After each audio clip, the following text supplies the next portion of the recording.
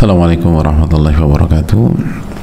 Bismillahirrahmanirrahim. Alhamdulillahirabbil alamin. Nahmaduhu wa nasta'inuhu wa nastaghfiruh. Wa na'udzu billahi min syururi anfusina wa min sayyiati a'malina. Man yahdihillahu fala mudhillalah wa man yudhlil fala hadiyalah.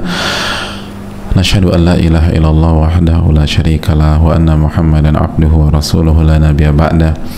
Wa nusalli wa nusallim ala nabiyyina Muhammad wa ala alihi wa sahbihi wa man sara ala nahjihi bi ihsanin ila yaumil wa ba'd. Hadirin yang Allah muliakan, jamaah sekalian, ibu-ibu dan hadirin secara umum, tidak ada kata yang pantas untuk kita ucapkan kecuali bersyukur kepada Allah Subhanahu wa taala yang telah kembali mempertemukan kita di majelis ilmu, majelis yang diberkahi oleh Allah Subhanahu wa taala, dinaungi oleh malaikat, yang membuat seorang mukmin dan muslim itu tenang dalam menghadapi hidup dan pahit getir kehidupan, karena nazalat alaihi musakinah. Ketenangan itu memang Allah turunkan di majelis ilmu, hadirin, sebagaimana dijelaskan oleh Nabi kita Sallallahu Alaihi Wasallam. Dan rahmat Allah itu diberikan di majelis ilmu, wa hafathumur rahmah atau ghasyiathumur rahmah. Jadi rahmat itu diberikan oleh Allah Subhanahu wa taala. Maka ini kebutuhan, ini charger kehidupan, ini bahan bakar keimanan, sehingga rugi kalau kita tidak berinteraksi dengan ilmu dan hadir di majelis ilmu. Maka marilah kita bersyukur kepada Allah Subhanahu wa taala yang telah memberikan kita taufik sehingga kita bisa mendapatkan bahan bakar iman dan semangat kita. Karena ilmu memang membuat kita kembali bersemangat, kembali positif, kembali punya harapan yang mungkin tergerus dengan kelalaian dan godaan-godaan syaitan dan provokasi hawa nafsu juga, hadirin. Oleh karena itu marilah kita syukuri kebersamaan kita pada kesempatan kali ini. Sebagaimana hadirin Allah muliakan, perkuat syahadatin kita.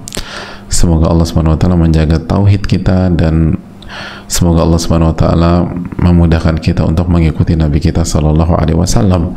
Dan marilah kita berikan salawat dan salam kita kepada Rasulullah Sayyidina Muhammadin Sallallahu Alaihi Wasallam beserta para keluarga, para sahabat, dan orang-orang yang istiqomah berjalan di bawah naungan sunnah beliau sampai hari kiamat kelak. Hadirin Allah muliakan, mintalah ilmu yang bermanfaat. Allahumma inna nas'aluka ilman nafi'a wa na'udzubika min ilmin la yanfa'. Dan pada kesempatan kali ini kita akan kembali bersama kitab Al-Wabilus Shayyib, buah karya Al-Imam Ibnul Qayyim rahimahullahu ta'ala, salah satu buku terbaik di bidangnya, yaitu tentang mengingat dan berzikir kepada Allah Subhanahu wa ta'ala. Hadirin Allah muliakan, kita berada di sebuah poin penting yang dijelaskan Al-Imam Ibnul Qayyim dalam kitab ini. Ketika beliau rahimahullahu ta'ala, semoga Allah merahmati beliau, orang tua beliau, keluarga beliau, dan semoga Allah merahmati seluruh kaum muslimin, beliau rahimahullah menyampaikan, fal'arifu sa'irun ilallahi baina hadainil janahain. Orang yang mengenal Allah, lihat, orang yang mengenal Allah, ibu-ibu sekalian, orang-orang yang mengenal Allah, jamaah, orang-orang yang mengenal Allah itu ketika berjalan menuju Allah, maka mereka berjalan dengan kedua sayap ini. La yumkinuhu an yasira illa bihima.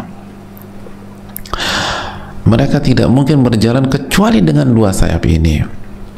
Ibarat seekor burung yang terbang tinggi dengan kedua sayapnya. Begitu juga dengan seorang hamba, begitu juga dengan orang yang mengenal Allah Subhanahu wa taala. Mereka menerbangi kehidupan ini, mereka menjalani kehidupan dengan terbang bersama kedua sayapnya. famata fatahu wahidun minhuma fahuwa kattairil ladzi faqada ahada janahai. Dan apabila salah satu sayapnya ini patah atau dia kehilangan salah satu sayapnya, maka itu ibarat seekor burung yang kehilangan salah satu sayapnya tersebut. Dan apa dua sayap yang dimaksud oleh Ibnul Qayyim rahimahullah ta'ala? Yang dimaksud oleh Al-Imam Ibnul Qayyim dengan dua sayap, sayap yang pertama adalah senantiasa melihat nikmat-nikmat Allah tabaraka wa ta'ala, senantiasa menyaksikan anugerah yang Allah berikan kepada kita. Oleh karena itu guru beliau rahimahullah mengatakan, al-arifu yasiru ilallahi baina musyahadatil minnah wa mutala'ati aibin nafas. Seorang yang mengenal Allah itu dalam berjalan di atas permukaan bumi, dalam menghadapi masalah keluarga, menghadapi masalah rumah tangga, dalam menghadapi suami, menghadapi teman-teman, mereka senantiasa menggunakan dua hal. Yang pertama, senantiasa melihat anugerah dan nikmat-nikmat Allah di saat dia menjalani kehidupannya, dan yang kedua, dia memperhatikan aib-aib dirinya sendiri, aib-aib dirinya sendiri. Dan itulah dua sayap yang dimaksud, dan dengan dua sayap inilah kita terbang dalam kehidupan kita, ibu-ibu sekalian. Terbanglah dengan senantiasa melihat nikmat-nikmat Allah, dan terbanglah dengan selalu memperhatikan aib-aib diri kita, dosa-dosa kita dan kesalahan-kesalahan kita, lalu kita perbaiki, kita istighfar, kita hapus kesalahan tersebut, kita hapus dengan istighfar, kita hapus dengan taubat kepada Allah Subhanahu wa ta'ala, lalu kita mendekat terus kepada Allah tabaraka wa ta'ala, kita perbaiki diri kita, lalu kita singkirkan yang buruk-buruk, kita belajar bagaimana meningkatkan kualitas diri, meningkatkan kebaikan, meningkatkan iman dan ketakwaan. Dan itu semua bermula dari dua sayap ini, senantiasa melihat nikmat-nikmat Allah dalam setiap masalah, dalam setiap problematika, dalam setiap kondisi ketika lagi di atas maupun ketika lagi di bawah, pasti ada nikmat dari Allah Subhanahu wa ta'ala, itu pasti. Dan ketika ada kendala, pastikan bahwa kita tidak gagal fokus. Yang menyebabkan kendala itu bukan si A, bukan si B, bukan si C, apalagi Allah tabaraka wa ta'ala, subhanallahi amma yaqulun. Namun masalah-masalah itu penyebabnya adalah dosa dan kesalahan kita. Maka orang-orang yang mengenal Allah fokus pada dosa-dosa pribadinya, fokus pada aib-aibnya, fokus pada kesalahan-kesalahannya, fokus pada ketergelinciran dan ketergelincirannya. Itulah dua sayap yang digunakan untuk kita terbang, hadirin. Terbang dalam kehidupan, terbang melewati masalah demi masalah, terbang dalam menghadapi problematika demi problematika, selalu melihat kenikmatan, selalu melihat anugerah Allah, dan langsung evaluasi dosa dan kesalahan kita. Itu yang harus kita tanamkan. Oleh karena itu kata Al-Imam Ibnu Qayyim rahimahullah, sebagaimana juga guru beliau mencantumkan di dalam kitab ini rahimahullah, wa hadza ma'na qaulihi sallallahu alaihi wasallam, dan konsep inilah makna dari sabda Rasulullah sallallahu alaihi wasallam dalam sebuah hadis yang sahih, dalam hadis Syaddad dan Buraidah radhiyallahu ta'ala anhuma, ketika Nabi SAW mengajarkan Sayyidul Istighfar dalam hadis Bukhari. Ibu-ibu masih ingat nggak Sayyidul Istighfar? Jamaah masih ingat Sayyidul Istighfar? Apa redaksi Sayyidul Istighfar? Kata Nabi SAW, Sayyidul Istighfar an yaqula al-abdu Sayyidul Istighfar. Sayyid itu pemuka, penghulunya, artinya istighfar yang paling tinggi, istighfar yang paling mulia. Ini pemimpinnya istighfar, Sayyidul Istighfar, yang disunnahkan kita baca setiap kapan? Sebulan sekali atau 3 bulan sekali? Ibu-ibu, sebulan sekali atau 3 bulan sekali? Yang hendaknya kita baca setiap hari, di waktu pagi dan di waktu petang, di waktu pagi dan di waktu petang, 2 kali sehari. Apa redaksinya? Allahumma anta rabbi la ilaha illa anta Ya Allah, Engkau adalah Rabbku, tidak ada ilah yang berhak diibadahi kecuali Engkau. Khalaqtani wa ana abduka, Engkau yang menciptakan aku dan akulah hanyalah hamba-Mu.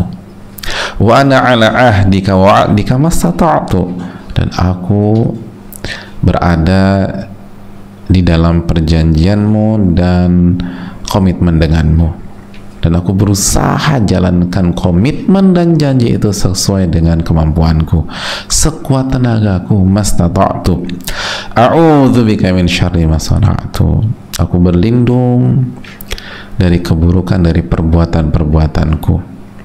Lalu lihat apa kelanjutannya, abu'u laka bi ni'matika alayya wa abu'u bi dzanbi.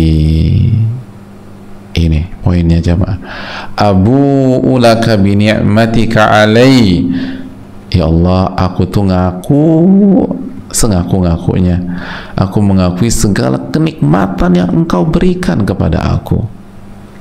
Wa abu'u bi dzanbi, dan aku mengaku di waktu yang sama, aku mengakui dosa-dosaku.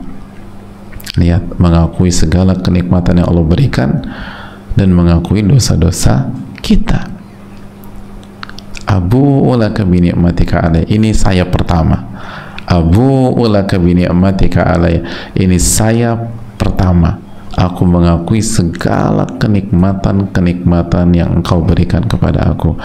Lalu sayap yang kedua, wa abu'u bi dzanbi, dan aku mengakui segala dosa-dosaku, aku mengakui segala khilafku, aku mengakui segala aib-aibku. Faghfirli, ampunilah aku ya Allah.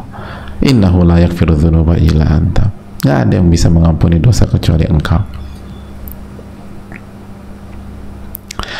Fajama'a fi qawlihi sallallahu alaihi wasallam, maka beliau menyampaikan, Rasulullah sallallahu alaihi wasallam menggabungkan antara dua sayap ini. Ini dua sayap kehidupan, ini dua sayap menghadapi masalah, ini dua sayap agar kita bisa terbang setinggi-tingginya di kesempatan apapun, di problematika apapun, dan di permasalahan sepelik apapun. Ini kuncinya, agar kita terus bisa terbang tinggi, ibu-ibu, bukan terpuruk, bukan tersungkur, dan bukan terjatuh. Terbang tinggilah dengan dua sayap ini. Masalah rumah tangga itu hadapi dengan mengakui nikmat-nikmat yang Allah berikan kepada kita, dan yang kita lihat adalah dosa-dosa kita. Musyahadatul minnah wa mutala'ah aibin nafsi wal amal, itu poinnya lah, itu poinnya ibu-ibu sekalian. Dan yang bikin kita babak belur, yang membuat kita tersungkur, yang membuat kita terjatuh dan terjatuh terus, bukan karena masalahnya ibu-ibu sekalian, bukan karena problematikanya.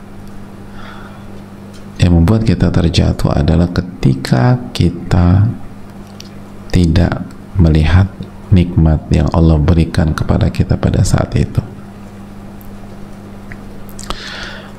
Lalu kita lupa dengan dosa-dosa kita sendiri, sehingga kita sibuk menyalahkan orang, sibuk menyalahkan orang. Kita sibuk nyalahin suami,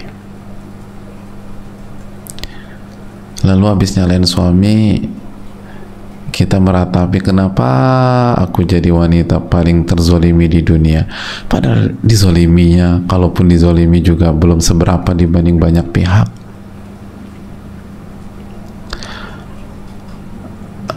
Ada ibu-ibu yang fokus nyalain anaknya, akhirnya stres ngadapin tuh anak. Harusnya kan bukan anak yang disalahin, kita ngakuin, ya Allah, saya ini nggak didik anak dari kecil dengan cara yang benar, gitu kan. Sebenarnya anak saya begini itu kan buah dari pendidikan yang saya tanamkan sendiri. Akhirnya mohon ampun ya Allah, ampun ya Allah, itu. Lalu sibuk memperbaiki diri, sibuk memperbaiki diri. Lalu ingat, ini anugerah sangat banyak kepada saya, termasuk anak yang nyebelin tersebut. Kalaupun dianggap nyebelin, padahal sebenarnya nggak nyebelin lah, kita aja salah melihat, kita aja salah melihat. Hadirin, bukankah anak itu anugerah gitu kan? Pernah nggak sih diantara ibu-ibu sekalian ngalamin atau ngelihat teman yang dia kayaknya kesel banget sama tuh anak, padahal anaknya sendiri nih, pas anaknya sakit baru sang ibu nangis di ruang tunggu operasi. Nyesel, dia baru sadar bahwa anak ini anugerah dari Allah, dan dia ngakuin bahwa memang bandelnya nih anak itu karena saya nggak bisa didik. Itu. Jadi selama ini tuh dia ngamuk-ngamuk tuh sia-sia, tensi darah naik sia-sia, migrain pun juga sia-sia. Bukan anak yang buat dia berantakan, tapi dia itu hidup nggak pakai dua sayap ini, sehingga dia nggak bisa terbang. Yang ada tersungkur, dan terus tersungkur. Kan begitu hadirin.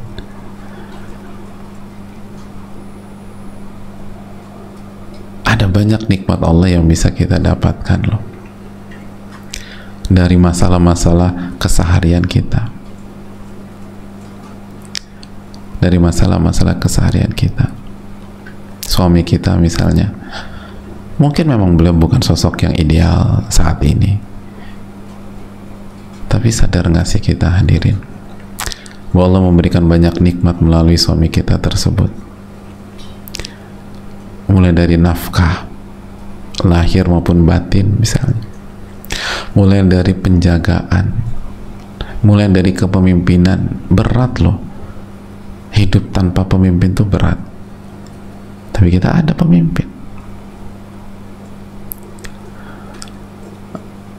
Lalu kita dilindungi sama suami kita. Kenapa nggak fokus ke sana?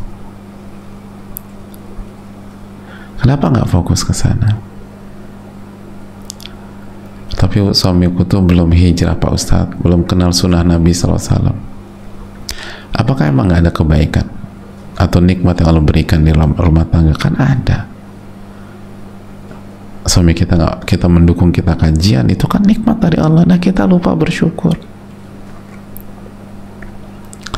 Kita lupa bersyukur. Lalu kita juga lupa ngelihat, emangnya kita udah pantas jadi istri soleha? Emangnya kita udah berada di level yang ideal sebagai istri? Kan belum juga. Jadi daripada sibuk ngurusin orang, sibuk nyalain suami, mendingan kita nyalain diri sendiri secara positif, dengan istighfar, dengan taubat, dan akhirnya semua itu terurai. Kan kita sepakat masalah itu kan sebagaimana yang Allah firmankan dalam surat Asy-Syura 30 kan jamaah, wa ma asabakum min musibatin fabima kasabat aydikum wa ya'fu an katsir. Dan apapun yang menimpa kalian itu kan ada andil dari dosa dan kesalahan kalian, dan Allah telah mengampuni banyak kesalahan-kesalahan kalian. Jadi apapun yang menimpa kalian itu karena disebabkan oleh, atau salah satu andilnya adalah kesalahan-kesalahan kita. Maka beruntunglah orang yang ketika ada masalah, ketika ibu-ibu dapat kendala, langsung mengaitkan dengan dosa-dosa kita sendiri, karena itu sumbernya. Ingat ibu-ibu, salah diagnosa akan menyebabkan salah penanganan dan salah obat. Betul nggak nih? Betul kan? Akhirnya alih-alih Allah sembuhkan, jatuhnya keracunan obat karena salah.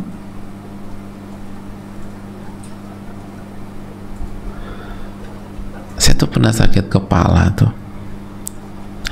Saya pikir dengan kebodohan orang awam tuh, ini masalah nih di kepala, langsung minum obat sakit kepala. Enggak selesai-selesai.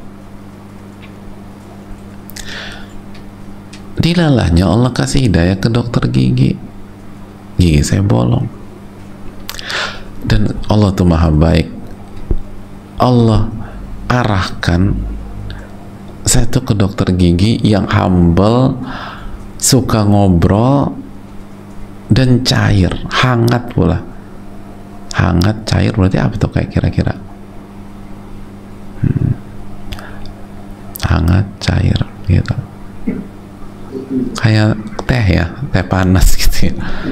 Hangat, cair, Masya Allah. Atau kopi ya, kopi, Masya Allah. Tapi nggak pahit ini dokter, jadi bukan kopi kayaknya. Karena beliau hangat dan cair, akhirnya ngobrol.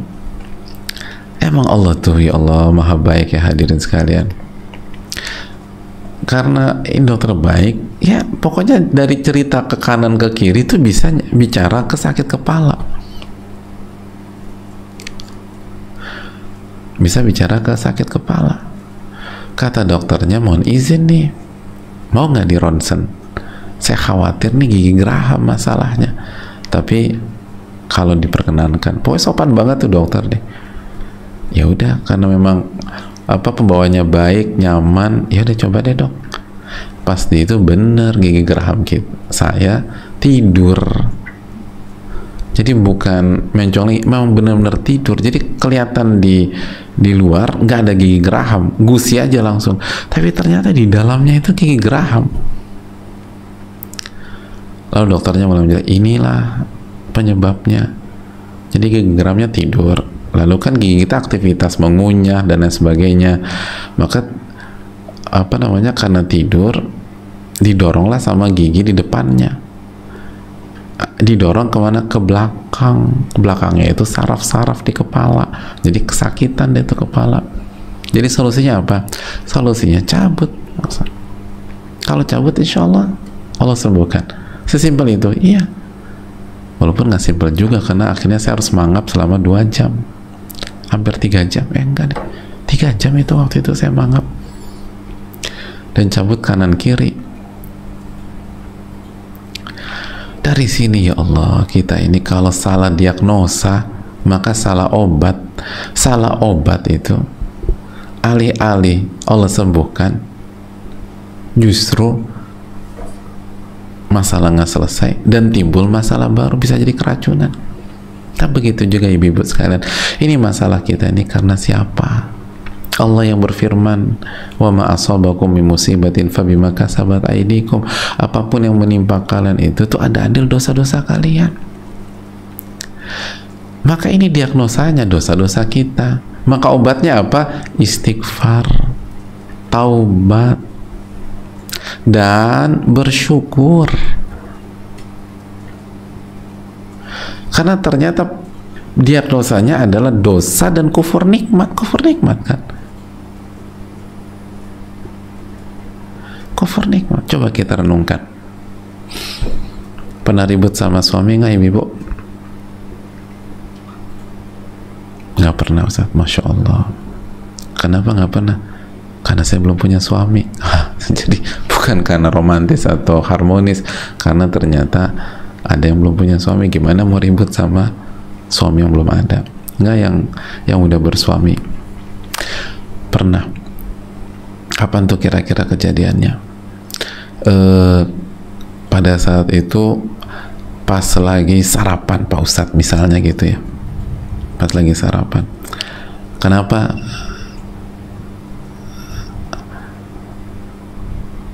Kenapa marah-marah? Habis Pak Ustadz, suami saya bilang weekend ini acara sama anak-anak saya di cancel karena dia harus main sama teman-temannya. Ya saya kan marah Pak Ustadz, gitu. Ini kan acara keluar, acara sama anak-anak. Iya, berarti secara substansi suami salah. Ya salah Ustadz, setuju misalnya kalau alasannya nggak jelas. Tapi pertanyaannya, sarapannya pakai apa waktu itu? Loh, saya nggak ingat Ustadz, keburu marah-marah. Coba saya ingat dulu. Ternyata nasi uduk Pak Ustadz. Pakai apa? Pakai tempe orek, terus pakai telur balado, terus ada ayam goreng, terus ada bakwan, terus ada sambal kacang, terus pakai kerupuk, terus nambah 3 kali Pak Ustadz. Nah pertanyaannya, itu nikmat atau bukan? Nikmat. Disyukuri nggak pada saat itu? Lupa bersyukur. Jadi saking sebelnya sama si suami, lupa mensyukuri nasi uduk paket komplit. Pak Ustadz kurang, semur tahunya belum. Itu ada semur tahu lagi. Jadi gimana kita mau berkah hidup? Kita lupa bersyukur. Jadi kesimpulannya hadirin ibu-ibu sekalian, pada saat kita bersih tegang sama suami kita misalnya, atau ke anak kita, di situ tuh ada banyak nikmat Allah, dan kita nggak bersyukur gara-gara sebuah masalah tersebut. Padahal kalau kita mau fair-fairan nih, ya udah marah sama suami tapi syukurin juga dong. Kan enggak, semua hilang udah tuh. Sedangkan dalam hidup kita harus terbang dengan 2 sayap. Yang pertama apa? Senantiasa melihat nikmat Allah lalu kita syukuri. Yang kedua, kita audit dosa-dosa kita lalu kita hilangkan dengan istighfar dan taubat. Itu poinnya. Itu baru nasi uduk, belum kita kejar lagi. Benar kan? Coba kita kejar lagi, apa coba? Minumnya apa? Itu teh tawar. Nikmat. Itu baru teh tawar. Sebagian ibu-ibu latte. Itu beda, teh tawar sama latte aja syukur nikmatnya sama atau beda hadirin? Beda hadirin sekalian. Itu udah disyukuri belum? Ya belum sih Pak Ustadz, keburu sebel sama suami. Itu ini keseharian hadirin. Ada ibu yang lain, enggak Pak Ustadz, kalau saya beda. Kenapa Bu? Saya tuh marah sama suami karena dia pulang jam 1:30 malam. Itu kan kelewatan Pak Ustadz. Oh ya, alasannya juga ngajak main ke sana main ke sini. Iya. Jadi suami salah Pak Ustadz. Setujulah suami salah kalau memang alasannya nggak jelas. Tapi saya mau tanya, tadi pulangnya jam berapa? 1:30 Pak Ustadz. Pulang Pak Ustadz. Pulangnya suami itu nikmat apa enggak ibu-ibu? Nikmat. Nah itu udah disyukuri belum? Lebih pilih mana? Suami pulang 1:30 atau suami nggak pulang sama sekali? Kan begitu hadirin. Paling nggak pulang 1:30 daripada pulang jam 4. Ya syukuri dulu lah yang jam 1:30. Nanti Allah kasih tambah jam 12. Nanti turun lagi jam 11. Nanti turun lagi jam 9. Nanti turun nanti jam 8. Terus. Atau masih syukur suami pulang dengan jasad dan ruh. Kalau pulang cuma tinggal nama, jasad tanpa ruh, gimana coba? Kan kita lupa mensyukuri itu. Yang ada tuh fokus pada kesalahan, pulang telat. Saya setuju itu salah udah. Jadi nggak perlu diperdebatkan, setuju salah. Tapi poinnya adalah, bukankah di tengah-tengah kesalahan, tengah-tengah masalah, ada nikmat Allah Subhanahu wa Ta'ala? Itu yang membedakan kita dengan ulama. Kita ini baru dapat masalah 1-2 udah sibuk dengan masalah tersebut, sehingga alih-alih selesai justru tambah pening. Boro-boro selesai tambah fatal. Ternyata usut punya usut, fatalnya itu karena kita lupa bersyukur. Allah kan berfirman dalam surat Ibrahim ayat 7, la in syakartum la azidannakum wa la in kafartum inna adzabi lasyadid. Jika kalian bersyukur, aku akan tambah nikmat tersebut. Dan kalau kalian kufur nikmat, inna adzabi lasyadid, azabku sangat pedih. Azabku sangat pedih.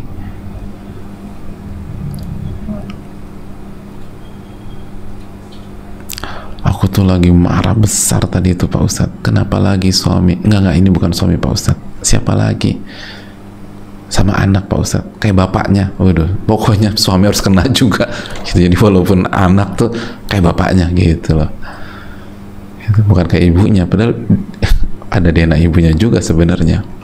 Kenapa lagi Bu? Ya itulah Pak Ustadz,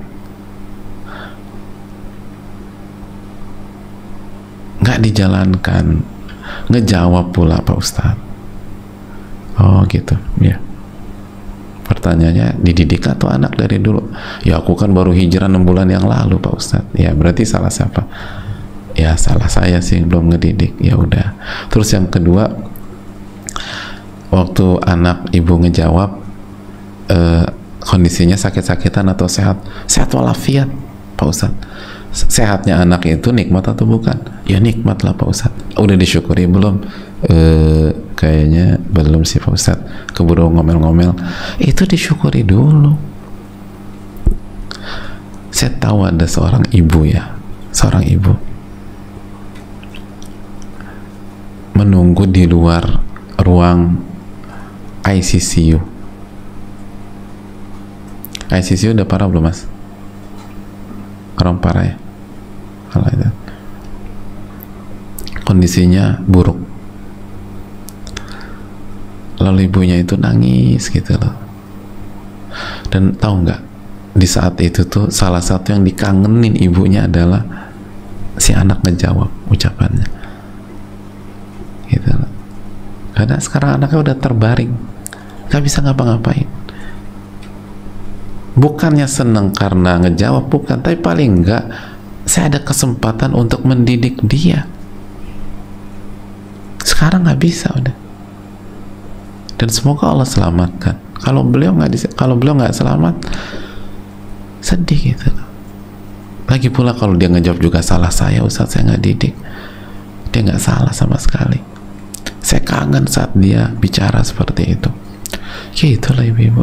Jadi ternyata itu tuh nikmat. Dan semua demikian. Di tengah-tengah masalah dan problematika kita, itu ada nikmat Allah.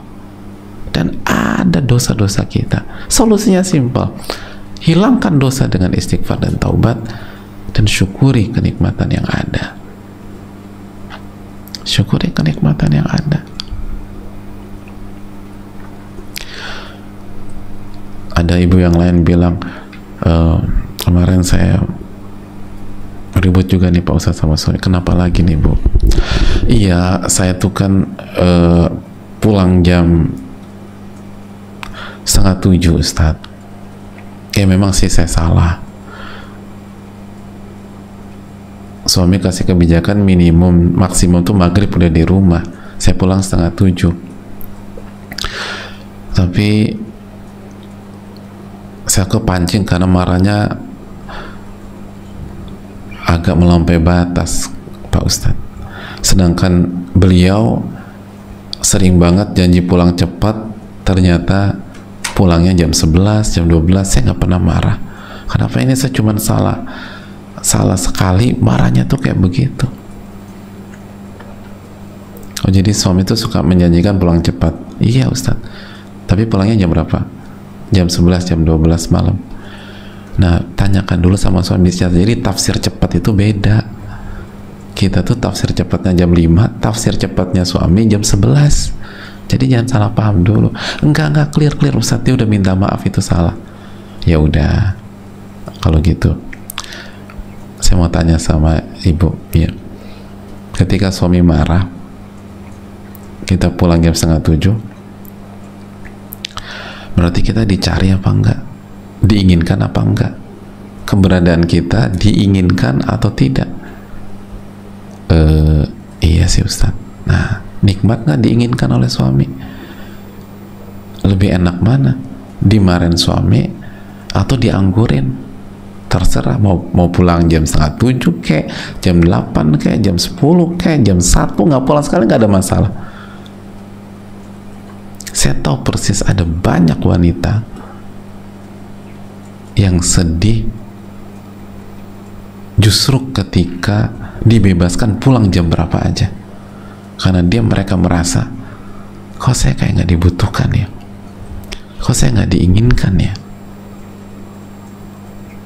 kenapa teman-teman saya dicariin, saya nggak pernah dicariin. Iya juga sih Ustadz. Ya udah, itu nikmat atau bukan nikmat. Udah bersyukur atau belum?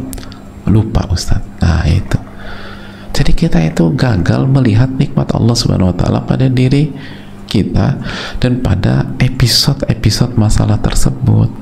Akhirnya galau, akhirnya stres, akhirnya jatuh karena kita terbang tanpa kedua sayap. Maka terbanglah dengan dua sayap ini, jamaah sekalian. Ini yang bisa disampaikan, semoga bermanfaat.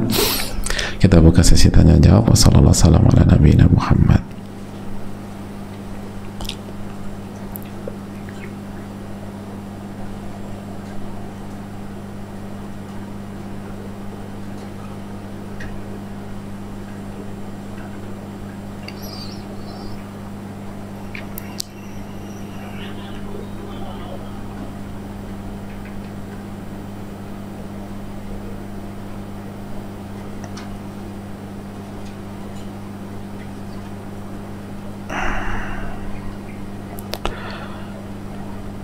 Ya, pertanyaan hadirin Allah muliakan.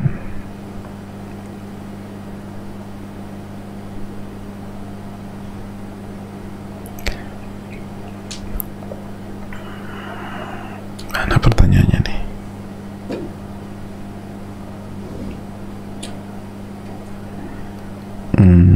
Ya.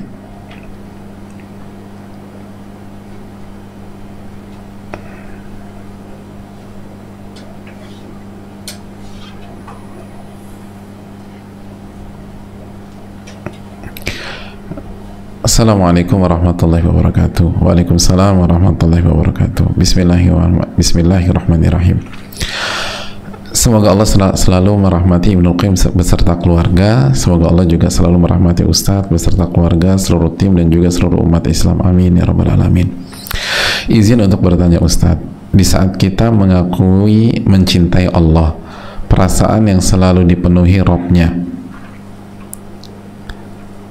apakah Allah juga ingin sebuah pembuktian?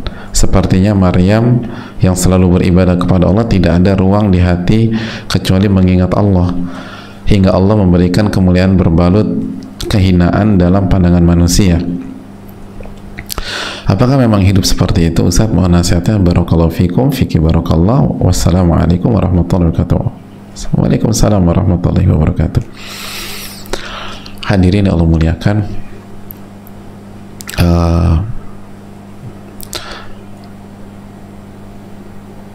silakan buka surat Al-Ankabut ayat 2 dan 3. Allah Subhanahu wa ta'ala berfirman, ahasiban nas an yutraku an yaqulu amanna wa hum la yuftanun. Apakah manusia itu berpikir dan mengira bahwa mereka akan dibiarkan begitu saja mengatakan kami telah beriman, wa hum la yuftanun, dan mereka tidak diuji oleh Allah? Jadi apakah manusia berpikir mereka dengan bebas mengucapkan saya beriman,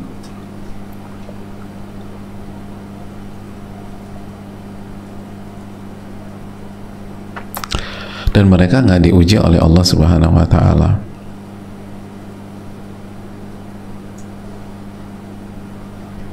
Itu loh.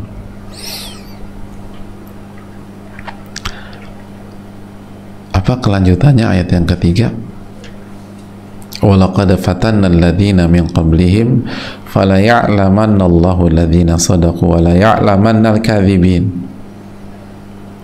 Sungguh kami telah menguji orang-orang sebelum mereka, sehingga Allah melihat siapa yang jujur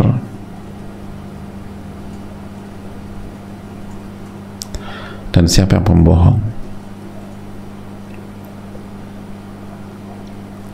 siapa yang jujur dan siapa yang pembohong.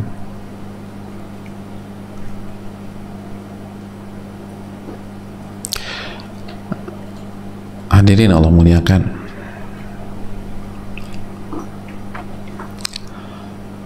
berarti ujian itu sebuah keniscayaan, dan tujuannya adalah menguji kejujuran kita, benar apa enggak, benar atau tidak.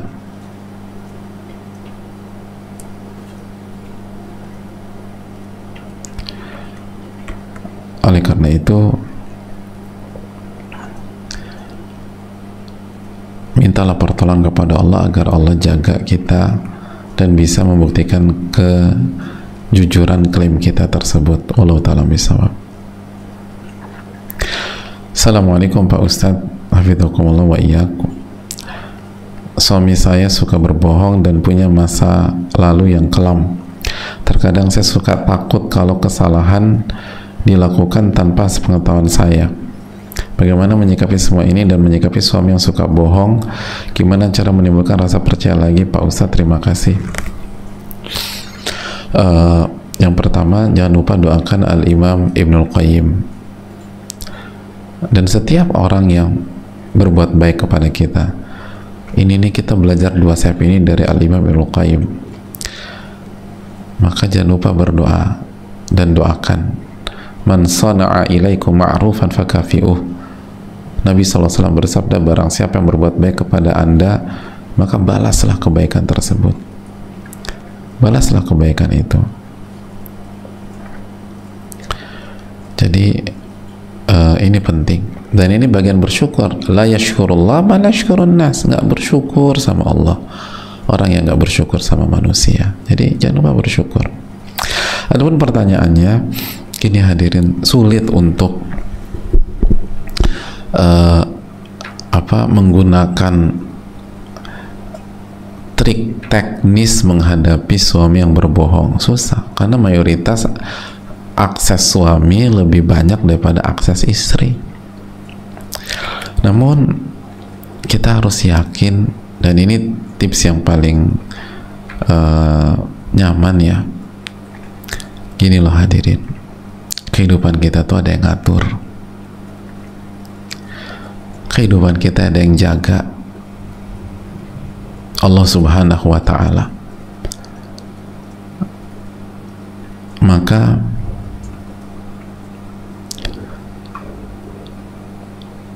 biarlah Allah yang jaga. Nabi SAW bersabda, ihfadhillaha yahfadhka. Jagalah hak Allah, niscaya Allah akan jaga kamu. Kalau kita benar-benar jaga hak Allah, masa iya Allah biarkan kita menjadi korban kebohongan demi kebohongan suami? Masa iya sih?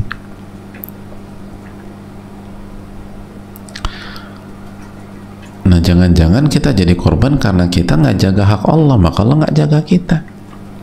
Coba deh jaga hak Allah.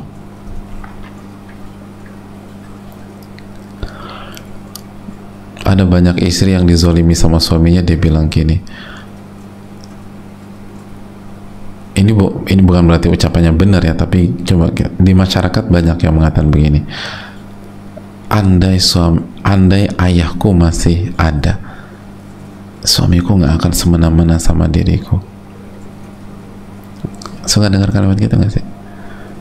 Istri yang dizolimi gitu, banyak kasus. Nah hadirin, berandai-andai kayak gitu tuh nggak boleh, dan membuka pintu syaitan. Namun yang harus kita lakukan adalah gini loh, kalau kita yakin ayah kita akan membela kita kalau dizolimi sama suami kita, itu kan poinnya kan, ayah saya akan bela saya ketika dizolimi sama suami kita. Masa Allah nggak bisa bela kita hadirin? Masa Allah nggak punya kekuatan untuk menjaga kita? Nah, kenapa kita merasa kok kayaknya saya nggak dijaga? Coba renungkan, kita jaga hak Allah apa enggak? Kita jaga hak Allah atau tidak? Karena kalau kita jaga hak Allah, niscaya Allah akan jaga kita. Allah Ta'ala bisa.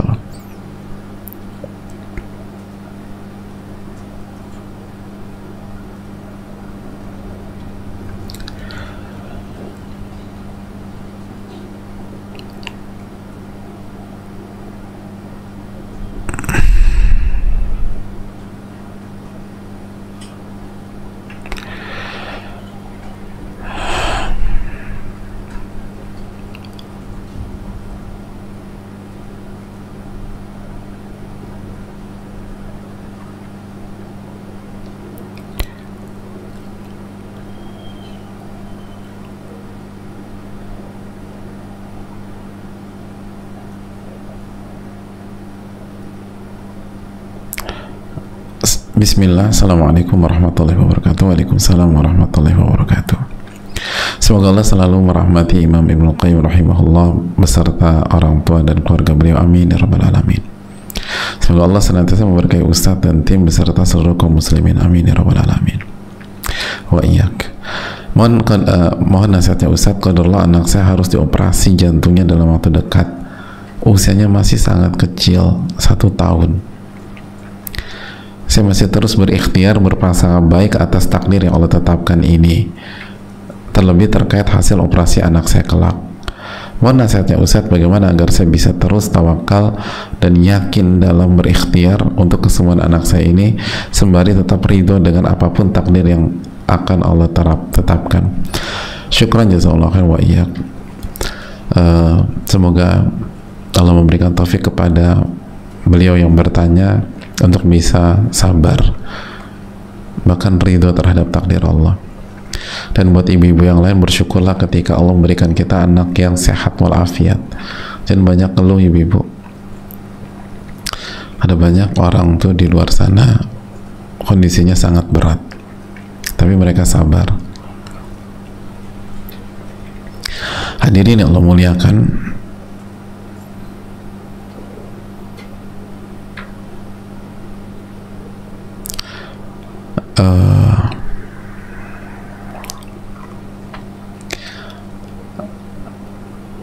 yang pertama,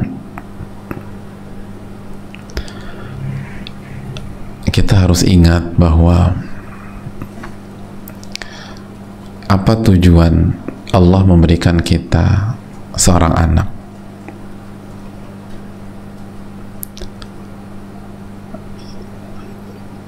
Apa tujuan Allah memberikan kita seorang anak?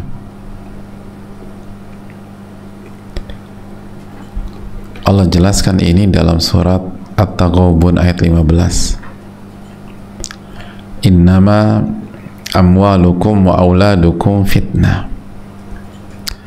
Sesungguhnya harta kalian dan anak-anak kalian adalah ujian. At-Taghabun ayat 15. Sesungguhnya harta kalian dan anak kalian adalah ujian.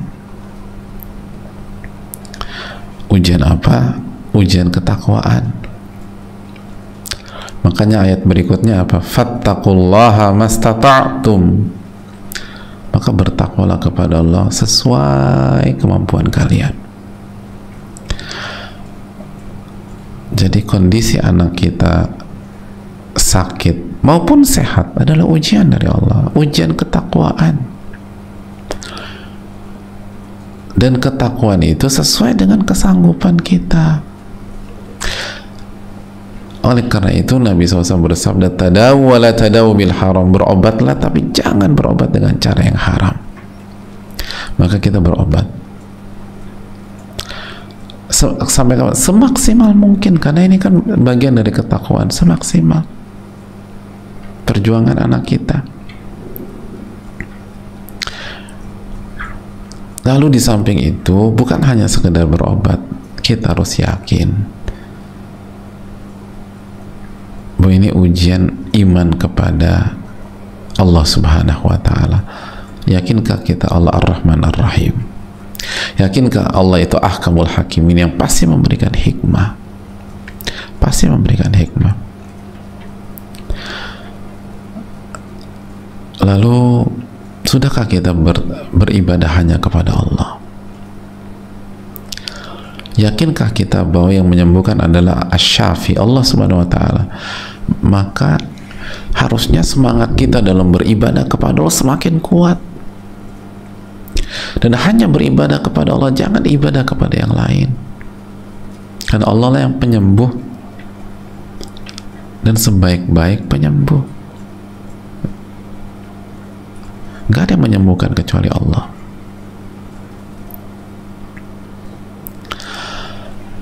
Lalu juga ini adalah ujian iman kepada takdir. Al khairu khiratullah, yang terbaik itu pilihan Allah.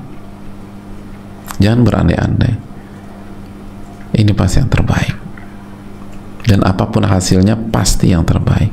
Udah jalanin aja, yakin sama Allah,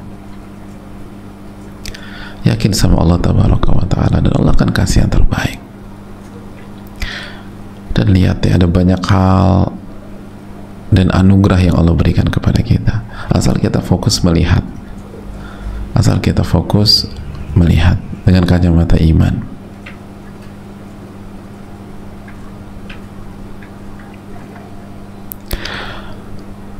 Itu hal yang perlu kita camkan. Terus banyak doa, hadirin, banyak doa, banyak doa, dan ruqyah anak kita. Bacakan ayat kita, bacakan anak kita ayat-ayat Al-Quranul Karim, bacakan muawwidzat, qul huwallahu ahad, qul a'udzu birabbil falaq, qul a'udzu birabbin nas.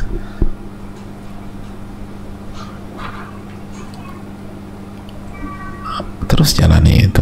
Semoga Allah memberikan taufik, dan apapun yang terjadi pasti yang terbaik, pasti yang terbaik. Al khairu khiratullah, yang terbaik itu pilihan Allah. Wa asa an takrahu syai'an wa huwa khairul lakum, bisa jadi yang kalian gak suka itu yang terbaik buat kalian. Wa asa an tuhibbu syai'an wa huwa syarrul lakum, dan yang kalian sukai itu buruk bagi kalian. Wallahu ya'lamu antum la ta'lamun, Allah maha tahu dan kalian tuh nggak tahu apa-apa. Allah maha tahu dan kalian tidak tahu apa-apa. Yang paling tahu itu Allah subhanahu wa ta'ala, bukan kita. Dan ingat, selalu ada pahala, selalu ada pahala, dan selalu ada pahala di setiap kesabaran di tengah-tengah musibah.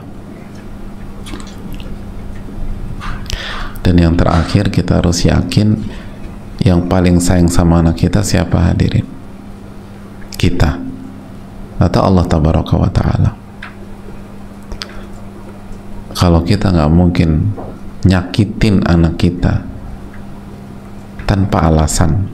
Mungkin kita pernah nyakitin anak kita, maksudnya kita bawa dia divaksin misalnya, atau dia disuntik, kan nyakitin tuh. Kita bawa dia ke dokter biar dicabut gigi susu, itu kan nyakitin. Kita sapih dia, menyakitkan nggak sih? Menyakitkan, disapih itu. Tapi karena maslahat yang jauh lebih besar. Nah, kalau kita nggak mungkin menyakiti anak kita dalam tanda kutip, kecuali untuk mendapatkan maslahat yang jauh lebih besar, maka mungkinkah Allah menyakiti anak kita tanpa ada maslahat, tanpa ada kebaikan, dan tanpa ada keberkahan? Nggak mungkin. Maka yakinlah, yang paling mencintai anak kita bukan kita, yang paling mencintai anak kita adalah Allah tabaraka wa ta'ala. Selama ini sakit memang sakit yang dikasih sama Allah, tidak ada kelalaian, tidak ada kesalahan dari pihak kita. Insya Allah ini yang terbaik. Allah ta'ala misal.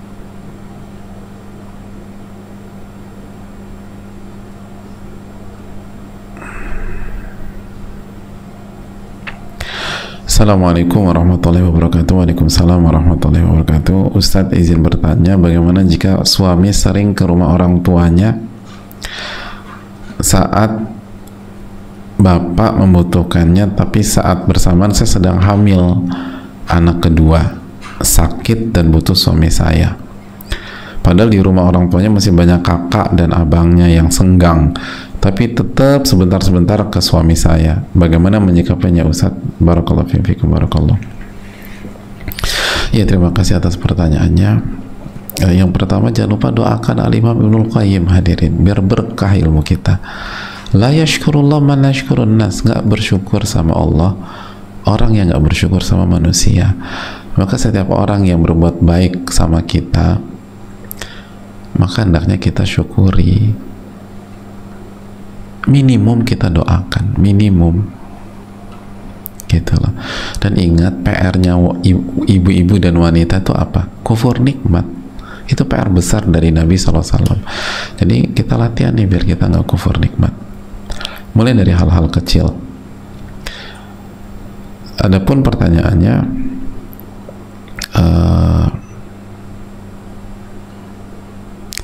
tentang kondisi begini, gini loh hadirin. Yang pertama,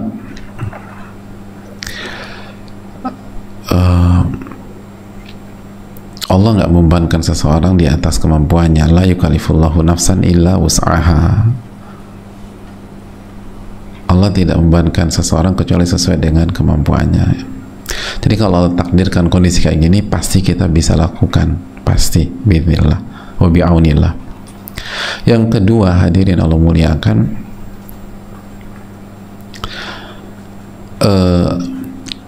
suami kita menjadi andalan orang tuanya itu kenikmatan, karena itu pintu keberkahan.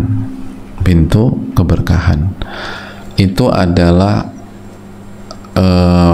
pintu surga dan pintu pahala. Itu. Jadi ngelihatnya tuh bukan, kan di sana ada banyak kakak dan adik. Jangan.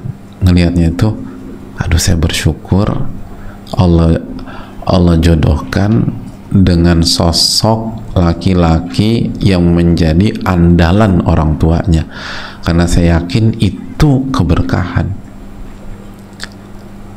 Saya bersyukur menikah dengan laki-laki yang menjadi prioritas orang tuanya. Bersyukur menikah dengan laki-laki yang dipercaya orang tuanya, karena kita yakin ridhollah fi ridhol walid, ridhonya Allah itu diridho orang tua.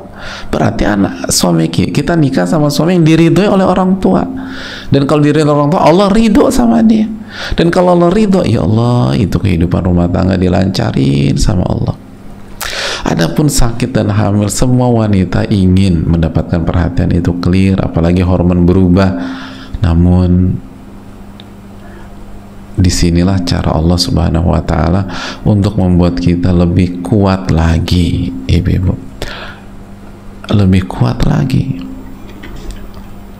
lebih matang, dan lebih tawakal kepada Allah dibanding mengandalkan suami kita. Itu positif.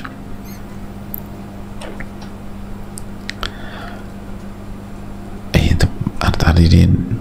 Dan ingat, kita hamil anak kedua, al jaza min jinsil amal, balasan itu tergantung jenis perbuatan. Ketika anak-anak kita ini memiliki darah orang tua yang berbakti, memiliki darah suami kita yang berbakti kepada orang tuanya, maka Allah akan balas, mereka akan berbakti sama kita. Mereka akan berbakti sama kita. Jadi ini tuh positif banget. Wallahu ta'ala bisawab. Wallahu ta'ala bisawab.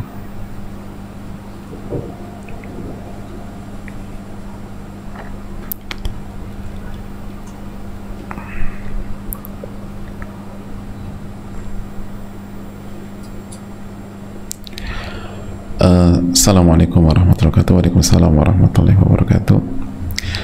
Ahsanallahu ilaikum wa iyyakum atau wa iyyaki. Semoga Allah Ar-Rahman Ar-Rahim Al-Wadud merahmati Imam Ibnul Qayyim, amin ya rabbal alamin, rahimahullah, Ustadz dan keluarga beserta seluruh tim dan seluruh kaum muslimin, amin ya rabbal alamin. Ustadz, jika sabar itu adalah ketika pukulan pertama terkena musibah, maka jika pada pukulan pertama gagal untuk sabar, tapi setelah itu muncul bisikan syaitan, lalu kita berusaha melawannya dan bersabar, apakah masih mendapatkan pahala kesabaran? Ya, kita jawab lalu kita masuk ke pertanyaan berikutnya. Jawabannya insya Allah, tapi nggak sempurna, nggak sesempurna kalau kita sabar dari hentakan pertama, karena pahala terbesar dan intinya tuh di hentakan pertama. Tapi kalau kita belum bisa dan baru bisa mengkondisikan diri dengan taufik Allah di hentakan kedua, ketiga, keempat, maka tidak ada kata terlambat untuk bersabar. Bersabarlah pada detik itu, walaupun tidak sempurna, kita bisa lengkapi dengan istighfar kepada Allah. Lengkapi dengan istighfar. Lalu hadirin Allah muliakan, pertanyaan berikutnya, jadi insya Allah dapat pahala walaupun tidak sempurna. Kemudian bagaimana jika kita ngeh bahwa musibah itu timbul karena maksiat yang sudah kita lakukan? Maka apakah tetap mendapatkan keistimewaan bersabar terhadap musibah karena kita fokusnya pada karena dosa maksiatnya? Itu Ustaz. Jazakallahu khairan atas jawabannya. Wa barakallahu fikum wa iyyak. Semoga Allah Al-Malik menjadikan pertanyaan saya ini diangkat. Alhamdulillah dijabah sama Allah. Gini hadirin, dalam sebuah masalah itu kan seringkali tugas kita lebih dari satu. Jadi masalah itu karena dosa kita, itu untuk tugas beristighfar dan bertaubat. Tapi di waktu yang sama kita juga dikasih tugas bersabar gitu. Jadi amalkan aja semuanya, nggak ada kontradiksi kok, nggak ada kontradiksi. Karena dengan kita bersabar itu akan menggugurkan dosa.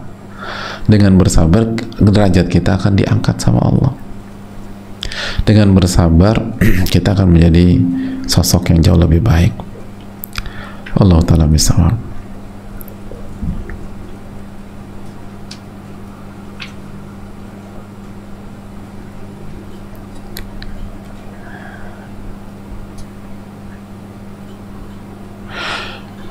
Assalamualaikum warahmatullahi wabarakatuh. Semoga Allah memberikan rahmat kepada Al-Imam Ibnul Qayyim beserta keluarga, Ustadz sekeluarga, tim kajian dan seluruh umat muslim, amin ya rabbal alamin. Ustadz izin bertanya, bagaimana menyikapi mertua yang tidak adil kepada anak-anaknya, dan bagaimana menghadapi ibu mertua yang sering memamerkan pekerjaan dari anak-anak yang lain karena kami takut hasad. Jazakallahu khairan ya Ustadz, Allah yubarik fikum wa iyyakum. Gini hadirin, solusinya adalah sabda Nabi SAW, tu'addunal haqqal ladzi 'alaikum wa tas'aluna Allah alladzi lakum.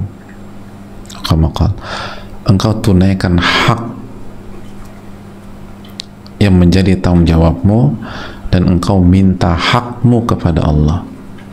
Jadi kalian tunaikan hak, misal mertua ini, tunaikan hak mertua, tunaikan, tetap baik sama orang tua, walaupun orang tua walaupun mertua nggak adil, kita berusaha adil, kita berusaha sayang sama mereka, kita berusaha memberikan yang terbaik. Nanti hak kita minta sama Allah, itu kata Nabi SAW. Haknya minta sama Allah. Ini ujian keikhlasan, ini ujian kesabaran. Dan memamerkan pekerjaan dari anak-anaknya nggak ada masalah. Uang rezeki itu dibagi-bagi sama Allah.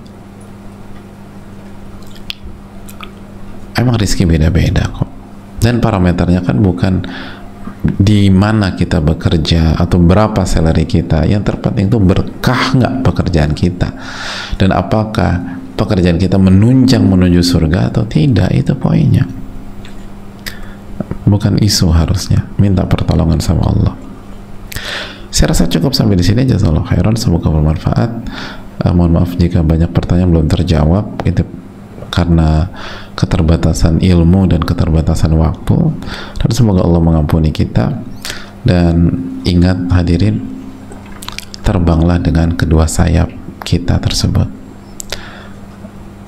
dan jangan sampai kita tersungkur karena salah satu sayap itu atau kedua sayap itu patah.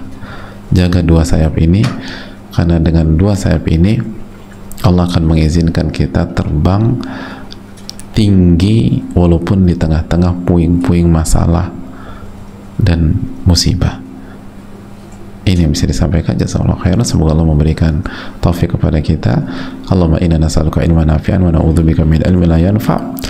Rabbana taqabbal minna subhanaka wa la ilaha illa anta astaghfiruka wa atubu ilaik. Assalamualaikum warahmatullahi wabarakatuh.